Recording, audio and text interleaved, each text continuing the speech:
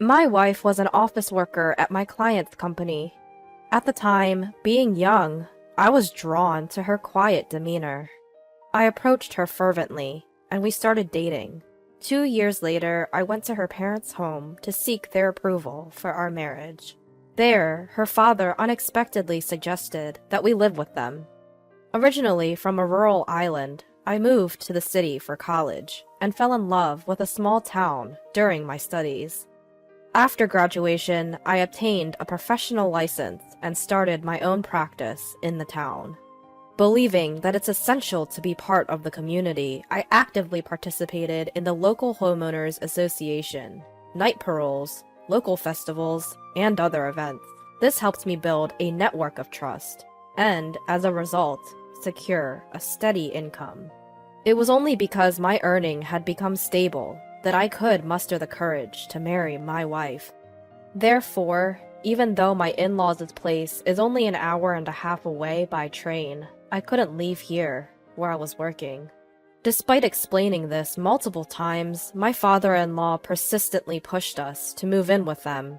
Being a former civil servant, he started saying that he could use his connections to help me find a job. Although I appreciated the offer, I wanted to prioritize taking care of my current clients.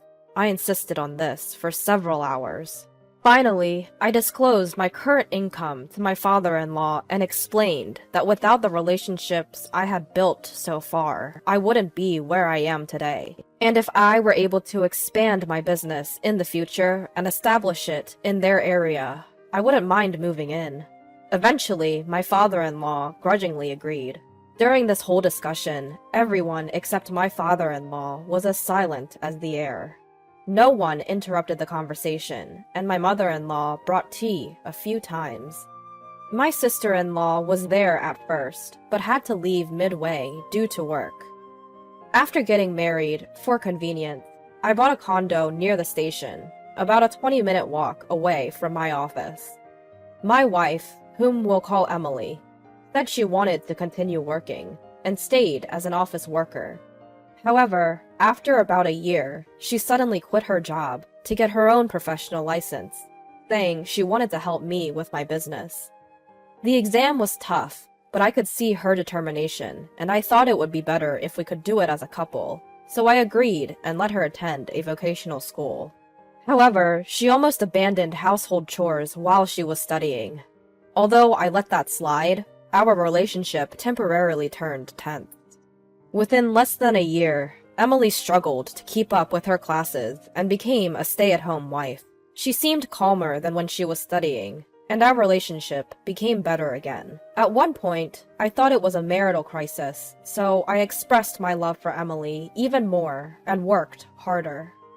Eventually, Emily became pregnant and gave birth to twin sons, but she began to act strangely since then. On my days off from work, she would leave the kids and go back to her family's home by herself. At first, she said she wanted to take a break from parenting, and since both of them had started drinking milk formula, and not just breast milk, I was able to take care of them. So I agreed. We had many talks about this, but my wife said she just couldn't tend to 2 kids at once, and since they're boys, she expected me to parent them. I couldn't quite agree. But for the sake of our children, I relocated my office to a closer location and converted it to an office with kids' playroom. We've been visiting my in-laws about once a month, but the last time we went to, my in-laws just wouldn't let us leave. I turned down drinks, telling them that I was driving, but they still served me beer, calling it tea. I could tell from the smell right away, so I didn't drink a sip. By the time our children were 3 to 4 years old, they weren't attached to Emily at all and stuck to me instead. Eventually, Emily began to visit my in-laws, even on weekdays, and at times, she would even spend a week or 2 at their place and not come back. When it started to interfere with my work, I consulted with Emily's family, but the talks with Emily's mother didn't go anywhere because Emily herself wanted to be there. Emily's father didn't answer the phone, so when Emily hadn't come back for a week, I decided to leave my children at daycare and went to my in-laws' place. When I got to their place, I could hear a loud argument even from outside. It seemed that my father-in-law and sister-in-law were yelling at each other. Hesitating a bit, I killed time at a nearby convenience store, and when I visited again, the voices had quieted down, so I rang the doorbell at my in-laws' home. The front door opened, and Emily's sister came out right away, held back by Emily's father, with Emily's mother and Emily just watching. Emily's sister said to me, "Let's go out, I'll tell you everything." To which my father-in-law said to me, "What are you talking about? Come in quickly." However, Emily's sister and my father-in-law were having a fierce argument at the entrance, so I couldn't enter their place. During a heated argument, it seems a neighbor called the cops, and the police arrived to cool things down. We ended up talking at their place. According to my father-in-law, "Emily constantly being at her parents' house is your fault. Don't listen to your sister-in-law, Susan. She's crazy." But Susan snickered and said, "You've been deceiving Frank from the start, haven't you?" But every time Susan tried to talk, my father-in-law would interrupt and make a fuss, so we couldn't really have a proper conversation. Even when I tried to get Emily to join in, she remained silent. This was going nowhere, so I asked to talk to everyone individually on a later date. To this, my father-in-law made an unbelievable accusation. "You're planning to have an affair with Susan, aren't you?"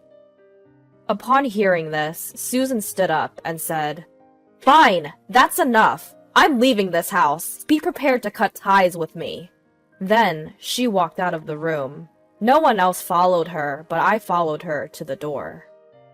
Susan, with a serious look on her face, handed me a small envelope and urged me to go back inside. After tucking the envelope inside my jacket, I went back to the room where my father-in-law began again. "Looks suspicious, ain't it? You better move in here quickly."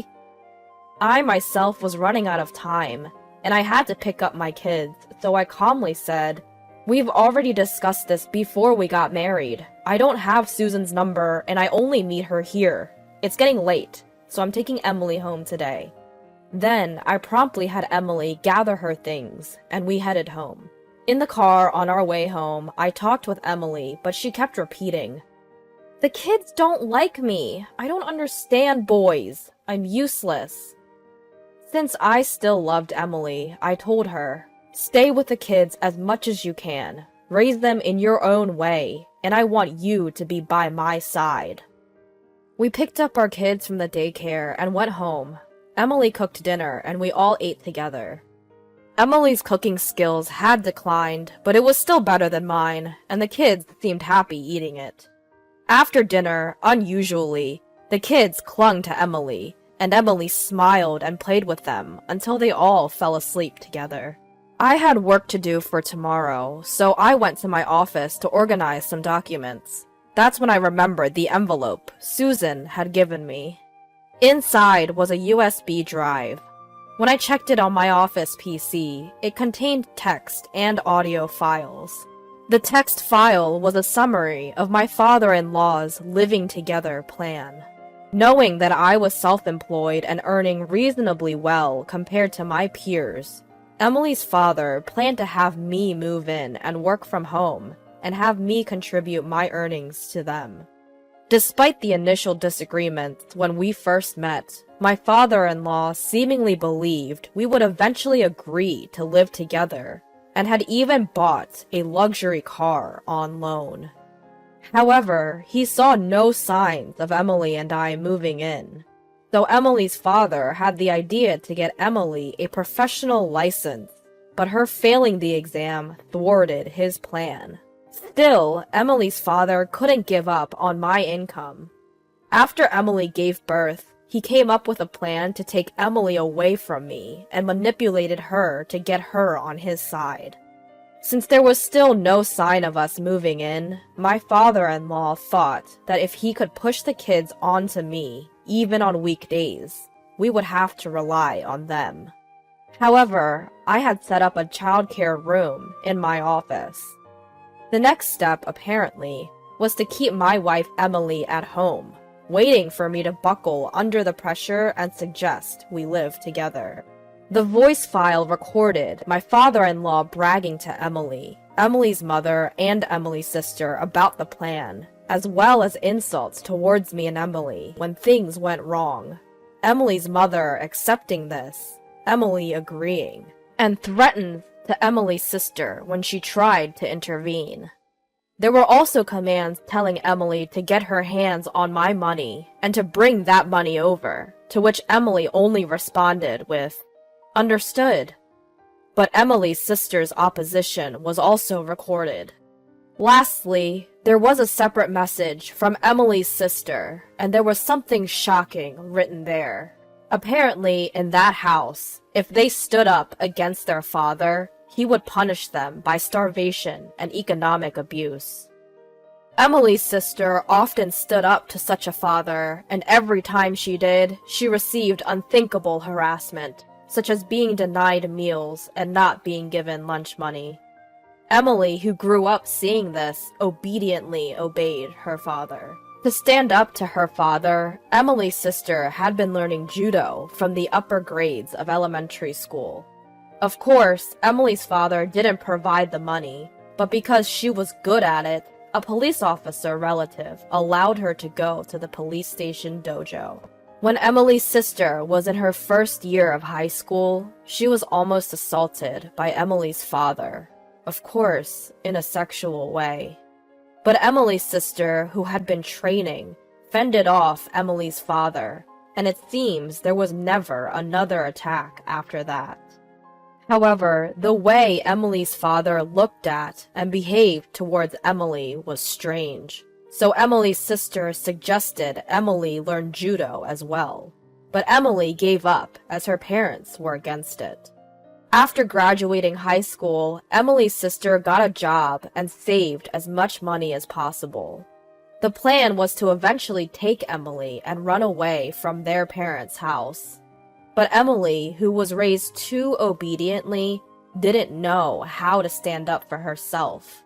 I have a feeling Emily's been assaulted by my father-in-law when she was in high school, but there's no evidence. When Susan was at home, Emily would cling to her. So when Emily one day told her sister that she had someone she liked and had been asked out, Susan was truly surprised. At first, Susan would secretly watch them on dates. If he turned out to be a weird guy, she was ready to rescue Emily right away. When my father-in-law proposed the cohabitation plan, she thought I would be alright because I had strongly refused. But after seeing Emily's father's obsession, Emily's sister thought it would be best to leave some evidence for the future.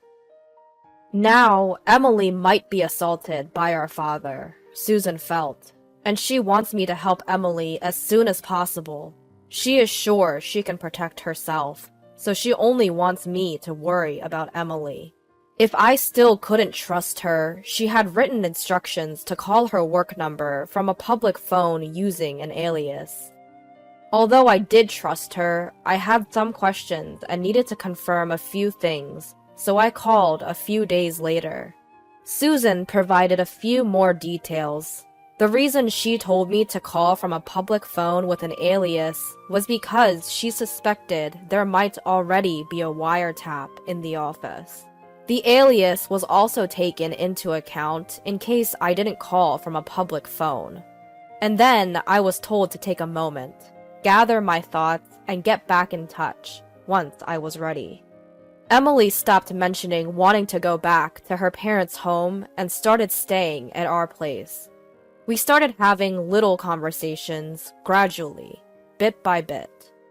A week after the upheaval, I came home to find Emily and our sons genuinely laughing together. It was the first time I'd seen a smile on Emily's face. I couldn't help but burst into tears. That night, Emily made a confession. She opened up about her past, her inability to defy her father, how her sister had always been there to protect her, and the times she was assaulted. Her sister shielded her whenever she was around, but her father took advantage of the times when she wasn't. She had believed that she couldn't defy her father. She was scared of men, but strangely enough, I was an exception. When I confessed my feelings to her, she was genuinely happy, albeit with complex emotions. But with the support of Emily's sister, she was truly happy to be in a relationship. Around that time, her father was often out of town due to work, so there were fewer opportunities for him to assault her. However, when his assignment ended and he returned home, it was pure terror for Emily. When I proposed to her during this time, she felt like she had no choice but to cling to me. She was taken aback when her father suggested that we live together during our first meeting, but she decided to follow me when I strongly objected. Our marriage was a bliss, until her father insisted that she get a certification. He even threatened to reveal her past to me if she didn't comply. She had no choice but to comply, so she tried her best, but it wasn't enough. Still, she was relieved that she didn't have to go back to her parents' home. Life with me was simply delightful. She was genuinely happy when she became pregnant and we had twins. Initially, Emily's father seemed fond of his grandchildren, which put us at ease. We thought he had changed. But Emily's father hadn't changed after all. He began to separate Emily from me and our children. She was yelled at, threatened, and forced to return every weekend. Eventually, Susan moved back to her parents' home, probably to protect Emily. Then, Emily was told to abandon childcare and household chores on weekdays and dump the kids on me. As she obeyed from being threatened as usual, I set up a daycare room in my office. She said she had never felt such despair. Even though she blamed herself, to her, it seemed as if even I was trying to distance myself from her children. And then one day, my father-in-law assaulted her. Despite placing a large package in front of the door and doing her best to defend, it was in vain. Just when she was about to give up, Susan, who had sensed something was wrong, entered the room. From then on, my wife had Susan stay in the same room, and she somehow managed to protect herself. The day I went to the scene of a quarrel between my father-in-law and Susan, it seemed her sister was urging her father to release Emily already. Of course, her father got angry and a fight ensued, and then I showed up. When we got home that day, she was overwhelmed with my accepting kindness, and at the same time sensed that I had heard something from Susan. She was grateful to be accepted for who she is, and for our sons who always enjoyed the meals she cooked. Many times, she found herself crying in secret. She sincerely wished to always stay here. We spent all night talking and crying together. When our boys woke up the next morning, they seemed shocked, saying, "Dad, don't bully Mom!" Emily started crying all over again, and I joined her. Our sons didn't understand and ended up crying too. We explained that we weren't fighting, but we were just deeply moved. We took the day off work that day and spent a relaxing time as a family. Then I made up my mind and contacted Susan. Surprisingly, all I had to do afterward was leave everything to her. She had not only learned about my father-in-law's unreasonable plans to live with us, but also had evidence of his embezzlement at work. She reported it, and he was arrested. It was reported in the local section of the national newspapers, which eventually led to Emily's parents getting divorced. Thanks to the lawyer that Susan hired, Emily's mother got a hefty amount of alimony and went back to her hometown. Emily's father did not go to prison, but lost everything. At first, he tried to rely on relatives, but nobody would help him when he demanded assistance with his condescending attitude. As a result, he seems to have retreated to some rural area. After that, Emily, the kids, and I lived peacefully.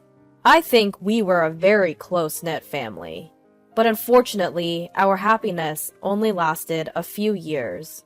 Emily passed away in an accident. I was devastated for a while, but with the support of those around me, I managed to pull myself together after about a year. During that time, I caused some inconvenience to my business partners, but I somehow worked my way back, and now I'm doing very well, even employing a few people. One of them is a son of one of my business partners who persuaded other partners to help me out because I was struggling, and he kept my business connections intact. I was truly helped by those around me. Another one is Susan, Emily's sister.